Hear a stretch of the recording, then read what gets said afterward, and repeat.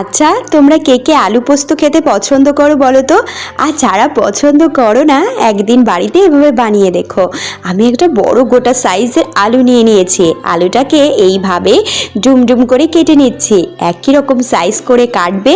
এটা কিন্তু দেখতেও যেমন সুন্দর লাগবে আর খেতেও কিন্তু বেশ অসাধারণ লাগবে। আমি আলুগুলো কেটে নিয়ে সব থেকে বেশি যেটা প্রয়োজন সেটা হলো পোস্ত। পোস্তটাকে শুকনো খোলার মধ্যে একটু টেলে নেবে। আর নিয়েছি কয়েকটা কাজু বাদাম। তারপরে আমি পোস্তটা বেটে নিচ্ছি। তোমরা যদি মিক্সিতে ঘুরলি দাও, অবশ্যই কিন্তু শুকনো করে আগে একটু ঘুরলি দিয়ে নেবে, তারপরে ওর মধ্যে জল দেবে। তবে পাটায় বাটলে কিন্তু সেটার স্বাদ অনেক দ্বিগুণ হয়ে যায়। আমি আলুগুলো ধুয়ে নিচ্ছি। আমি কিন্তু কড়ার মধ্যে সর্ষের তেল দিয়ে দিয়েছি। রান্নাটা অবশ্যই সর্ষের তেলে করবে, তাহলে কিন্তু পোস্তর স্বাদটা অনেক বেশি হয়ে যায়।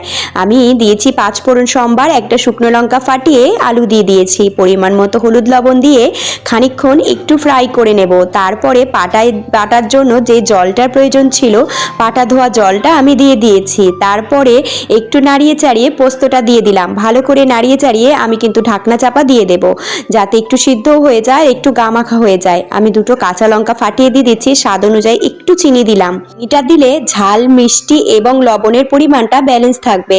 তারপরে নামিয়ে ওপর থেকে একটু ঘি ছড়িয়ে একদিন বানিয়ে